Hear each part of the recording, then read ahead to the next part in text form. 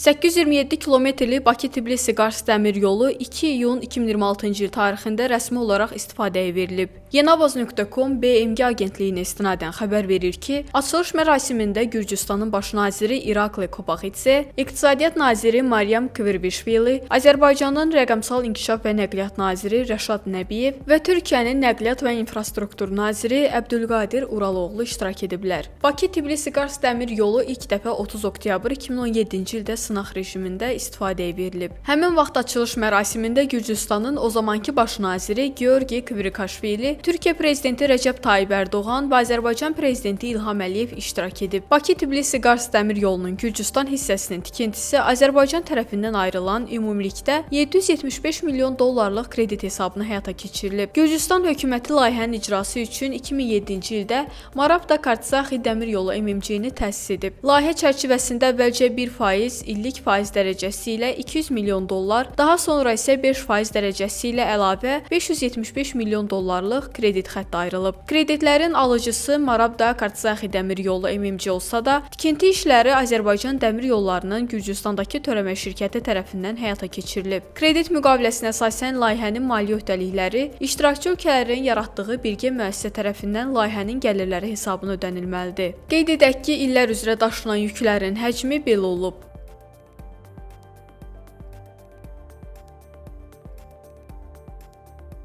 Beləliklə, Bakı-Tbilisi-Qars xəttində ən yüksək göstərici 2021-ci ildə qeydə alınıb. Həmin il daşınan 483 min ton yük xəttin nəzərdə tutulan illik gücünün təxminən 10%-nə bərabər olub. Nəqliyyat dəhlizi tədqiqat mərkəzinin rəhbəri Patat Saqaraşvilinin sözlərinə görə, Bakı-Tbilisi-Qars dəmir yolu hazırda iqtisadi baxımdan rentabelli deyil. Stat: Bugün Bakı-Tbilisi-Qars layihəsi cəmi 5-10% güclə fəaliyyət göstərir. Layihənin təkcə gəlirli olmaması deyil, heç olmasa xərclərin qarşılanması üçün ildə ən azı 1 milyon 200 min ton yük daşınmalıdır. Lazımi yük axınının formalaşması və dəmir yolunun tam potensialına çatması üçün ən azı 3-5 il vaxt lazımdır. Statın sonu.